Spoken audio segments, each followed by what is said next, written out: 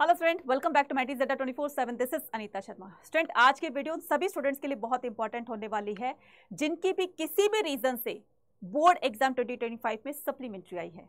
इस supplementary exam को जो कि आपका स्टार्ट होने वाले 15 जुलाई से, तो 15 जुलाई से आपके कंपार्टमेंट के यानी कि सप्लीमेंट्री एग्जाम स्टार्ट हो जाएंगे। तो हमारे पास बचा कितना, 1 महीना बचा।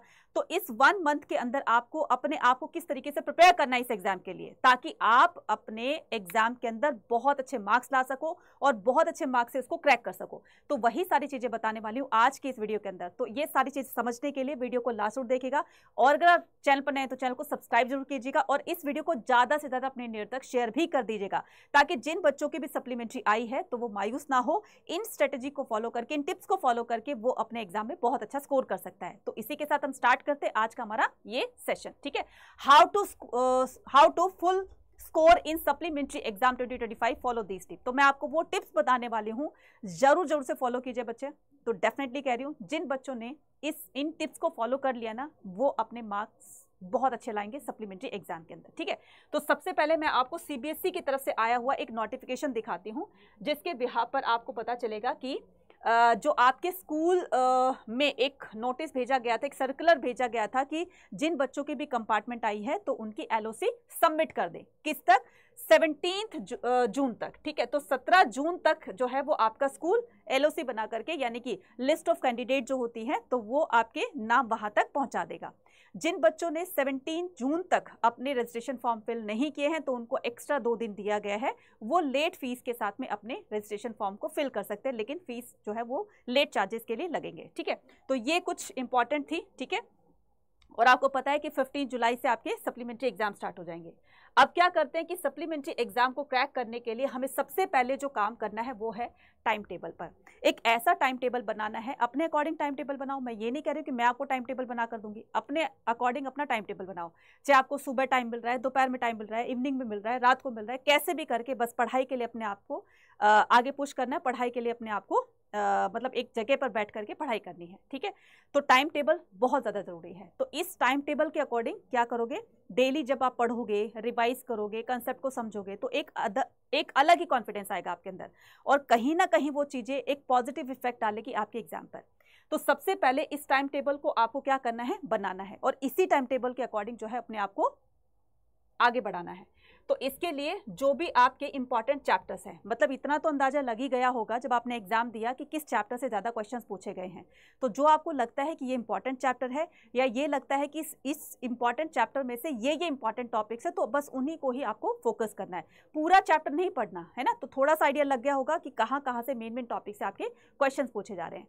तो अभी आपको क्या करना है, मेन चैप्टर्स हो या मेन टॉपिक्स हो, उन्हीं पर ही आपको फोकस करना है। ठीक है, उसके बाद हम क्या करेंगे, रेगुलर रिवीजन करेंगे। जब आपने एक बार टॉपिक को या चैप्टर को अच्छे से समझ लिया तो अब उसकी रिवीजन करेंगे। और आपको भी पता है कि क्लास 12th के अंदर, ठीक है, 10th हो या 12th हो, तो उसमें ऑब्जेक्टिव प्लस सब्जेक्टिव दोनों तरह के क्वेश्चंस आते हैं। ठीक है, ऑब्जेक्टिव प्लस सब्जेक्टिव, ठीक है, दोनों तरह के क्वेश्चंस आते हैं। तो दोनों तरह से क्वेश्चन को ही आपको प्रिपेयर करना है। ठीक है, ऑब्जेक्टिव भी करने हैं जो कि हर चैप्टर से पूछे जाते हैं, और सब्जेक्टिव भी करने हैं। सब्जेक्टिव का आपको आइडिया लग गया होगा कि किस टॉपिक से, किस चैप्टर से ज़्यादा क्वेश्चंस पूछे जा रहे हैं। ठीक है, नेक्स्ट पर बात करते हैं टाइम मैनेजमेंट की। ये बहुत ज़रूरी है। देखो, कोई चैप्टर ऐसा होता है जो आपको ईजी लगता है ना, कोई चैप्टर ऐसा होता है जो आपको डिफिकल्ट लगता है। तो ईजी वाले चैप्टर में टाइम कम लगेगा, और जो डिफिकल्ट है चैप्टर उसमें टाइम ज़्यादा लगेगा। तो आपको इस तरह से अपने इस टाइम को मैनेज करना है कि जिसमें टाइम कम लगा है, जिसमें ज़्यादा लगा है, तो लमसम करके आपको वो टाइम अपना डिस्ट्रीब्यूट करना है। ठीक है, तो आपको इसके लिए क्या करना है, एक प्रॉपर टाइम मैनेजमेंट के साथ काम करना है, जिसमें आपकी स्पीड और एक्यूरेसी दोनों ही इंक्रीज होगी। Right, next, clear your doubts, concept. ठीक है, तो अपने कॉन्सेप्ट को क्लियर, मान लो ऐसा भी होता है कि कभी हमारे कॉन्सेप्ट जो है वो कहीं ना कहीं क्लियर नहीं होते हैं। तो बहुत सारे बच्चे ये हेसिटेट करते हैं कि टीचर से पूछूंगा, टीचर मुझे डांटेगी, या फिर मैं पूछूंगा तो बच्चे मेरा क्लास में मजाक उड़ाएंगे। कुछ इस तरह की मेंटालिटी होती है बच्चों की, है ना। तो आपको वो चीज़ नहीं करनी है। जब भी आपको कोई कंसेप्ट क्लियर नहीं होता है, अपने टीचर से पूछ सकते हो, अपने फ्रेंड से डिस्कस कर सकते हो, या फिर अपने पेरेंट्स से भी पूछ सकते हो, या फिर आपके जो घर में दीदी भैया हैं, आप उनसे भी इस तरह के कंसेप्ट को क्लियर कर सकते हैं। राइट, और अगर इन तीनों में से चलो ये भी आप नहीं करते हो, तो सबसे जो बेस्ट रिसोर्स है आपके पास वो है ऑनलाइन। ठीक है, ऑनलाइन ह्यूमैनिटीज अड्डा 24/7 चैनल एक ऐसा चैनल है जो कि हर सब्जेक्ट की एक बहुत ही अच्छी इन्फॉर्मेशन, हर टॉपिक को बहुत अच्छे से करवाता है। तो ह्यूमैनिटीज अड्डा 24/7 चैनल को अभी के अभी सब्सक्राइब कर लीजिए। जो टॉपिक, जो चैप्टर, जो क्वेश्चन, चाहे वो एनसीईआरटी सॉल्यूशन हो, एमसीक्यूज हो, चाहे कोई भी हो, वो आपको सारा का सारा इसी चैनल पर मिलेगा, इसलिए इसको सब्सक्राइब जरूर कर लीजिए, ठीक है। उसके बाद क्या करते हैं, उसके बाद हम करते हैं solve sample paper and PYQs. बच्चे ये जो सैंपल पेपर है ना, अगर आपको मान लो सैंपल पेपर कहीं से नहीं मिल रहे हैं तो उसके लिए एक काम करना, कहीं भी मत जाना, उसके लिए आपको एक काम करना है, सीबीएसई की ऑफिशियल वेबसाइट पर जाना है, ठीक है। और यहाँ पर आपको सारे के सारे सैंपल पेपर्स मिल जाएंगे क्लास 10th एंड 12th के। ये ईयर वाइज यहाँ पर सैंपल पेपर दिए गए हैं, तो सैंपल पेपर को सॉल्व कर लो, पीवाईक्यूज को सॉल्व कर लो, इसी से आपका बेड़ा पार हो जाएगा। कहने का मतलब ये कि ये एक ऐसी आपके पास कहते हैं ना कि चाबी है, ठीक है, जिससे आप हर ताले को अनलॉक कर सकते हो, आप अपने कंपार्टमेंट एग्जाम को बहुत अच्छे मार्क्स से क्रैक कर सकते हो। क्योंकि इससे हमें आइडिया लग जाता है कि हमारा क्वेश्चन पेपर में किस तरह के क्वेश्चंस जो है वो पूछे जाते हैं और बार बार कौन से टॉपिक से ज़्यादा क्वेश्चन पूछे गए। तो ये कैसे पता चलेगा, पीवाईक्यूज और सैंपल पेपर से, ठीक है। तो ज़्यादा मैं कहती हूँ कि 6 to 7 भी आप सैंपल पेपर और पीवाईक्यू कर लोगे, वो भी मोर देन सफिशिएंट है, ठीक है। अब हम बात करते हैं, ठीक है, तो बात करते हैं हम नोट्स और फ्लैश कार्ड की। जो भी आपने पीछे जो आपका बोर्ड एग्जाम फाइनल वाला गया था, ठीक है, अब आपके कंपार्टमेंट आ गए, तो उस टाइम में आपने कुछ नोट्स बनाए होंगे, कुछ फ्लैश कार्ड्स बनाए होंगे, कुछ माइंड मैप बनाए होंगे, या कोई ना कोई अपनी बुक में अंडरलाइन की होगी। अब टाइम आ गया उसको दोबारा से रिवाइज करने का, ठीक है। तो आपको दोबारा नहीं बनाने, जो पहले के बने हुए आपको उसको रिवाइज करना है। और अगर आप चाहते हो कि हमें माइंड मैप मिल जाए, फ्लैश कार्ड मिल जाए, तो वो भी आपको इसी चैनल पर मिल जाएंगे, ठीक है। तो चैनल को सब्सक्राइब कर लो, सब कुछ आपको मटीरियल यहाँ पर मिल जाएगा, right. You can use your notes and flash card for the quick revision, right. तो आपको ज़्यादा टाइम नहीं लगाना है, क्योंकि टाइम कम है हमारे पास और हमारे पास पढ़ने के लिए या प्रिपेयर करने के लिए बहुत ज़्यादा जो है वो मटेरियल है। तो बहुत ज़्यादा हमें अपने आप को प्रिपेयर करना है, लेकिन कम टाइम के अंदर, ठीक है।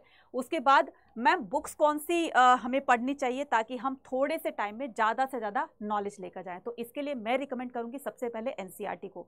एनसीईआरटी को कभी भी इग्नोर मत कीजिए, क्योंकि एनसीईआरटी एक ऐसा ट्रेजर है आपके पास, एक ऐसा खजाना है जिससे आप बड़े से बड़े एग्जाम को क्रैक कर सकते हो, ठीक है। या फिर इसके अलावा जो भी state board, other state board से बच्चे हैं जिनकी भी स्टेट बोर्ड पे जो भी बुक लगी होगी, राइट, तो वो उनको पढ़ेंगे, ठीक है, क्योंकि उन्हीं से ही उनका क्वेश्चन पेपर बनता है, राइट। और रेफरेंस बुक भी ले सकते हो जिसमें ज़्यादा क्वेश्चन के लिए प्रैक्टिस के लिए क्वेश्चन दिए हो, आप उनको भी प्रेफर कर सकते हैं। तो इस तरीके से आप एक अच्छी सी तैयारी करके लेकर जाएंगे और अपने एग्जाम में बहुत अच्छा स्कोर करेंगे।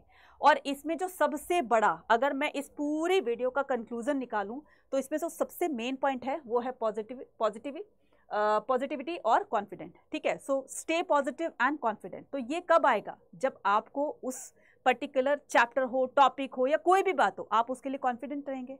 वो कॉन्फिडेंस आपके लिए कहाँ से आएगा, आपके अंदर वो जब कॉन्फिडेंस तब आएगा जब आप उस पर्टिकुलर चीज के लिए अच्छी नॉलेज रखते हैं।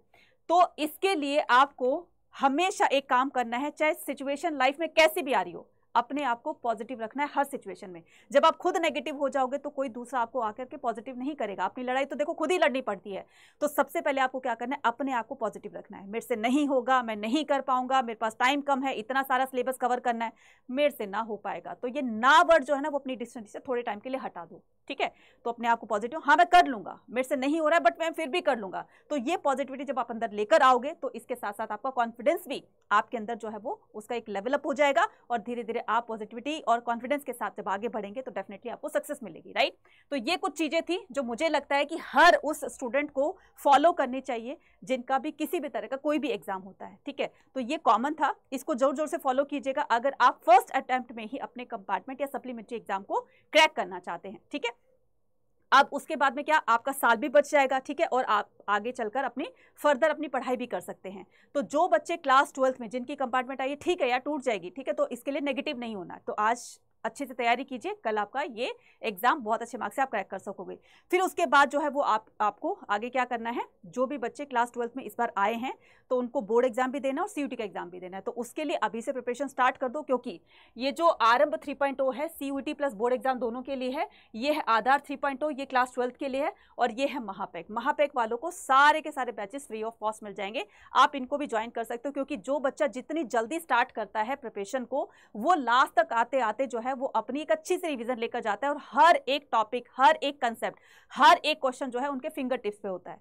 क्योंकि वो एक बार नहीं, 2 बार नहीं, कम से कम 5 से 6 बार अपने सिलेबस को रिवाइज कर चुके होते हैं और सारे क्वेश्चन के जवाब वो चुटकी में दे देते हैं ना। तो इस तरह की तैयारी करके जाओ। और अगर आपको इन सभी चैप्टर्स की, इन सभी चीज़ों की PDF वगैरह चाहिए, तो आप नोट्स चाहिए, कुछ भी चाहिए, तो आप मेरा टेलीग्राम चैनल जो है वो ज्वाइन कर सकते हो। यहाँ पर ये स्कैनर दिया है, तो इसको स्कैन करके आप टेलीग्राम चैनल को ज्वाइन कर लीजिए। वहाँ पर आपको सारे PDF, सारे नोट्स वगैरह मिल जाएंगे, राइट। तो इसको एनरोल करने के लिए, मैक्सिमम डिस्काउंट पाने के लिए कूपन कोड यूज करना है आपको Y489। तो मैम इसको कैसे हम एनरोल करें? ठीक है, एनरोल करने के लिए आपको कुछ नहीं करना, आपको यहाँ पर सीधा अड्डा 24/7 की एप्लीकेशन को डाउनलोड करना है। अगर आप क्लास 12th बोर्ड एग्जाम को ही अभी फोकस कर रहे हो कि मुझे अभी बोर्ड की एग्जाम तैयारी ही करनी है, तो आप यहाँ पर जाओगे और यहाँ पर ये रहा आपका आधार 3.0 बैच। ठीक है, ये रहा आपका आधार 3.0। तो ये है इतने का। जब आप यहाँ पर बाय नाउ करोगे और यहाँ पर कूपन कोड लगाओगे Y489, तो इस कूपन कोड को लगाते ही क्या हो जाएगा, ये पूरे साल की फीस है जो कि आपकी 3698 की है ना। तो पूरे साल की फीस है बच्चा, जिसमें बोर्ड एग्जाम यानी कि आपके डोमेन सब्जेक्ट UT के लिए तैयार हो जाएंगे। ठीक है, और अपनी एक अच्छी से तैयारी करके जाओगे अपने बोर्ड एग्जाम के लिए भी। ठीक है, तो कैसी लगी आज की वीडियो, तो मुझे कॉमेंट सेक्शन में लिखकर जरूर बताना। और भी किसी भी तरह का कोई भी डाउट होता है तो आप मुझे कमेंट सेक्शन में लिखकर पूछ सकते हैं। मिलते हैं अपने नेक्स्ट वीडियो में। Till then take care, bye bye to all and all the very best. Thank you.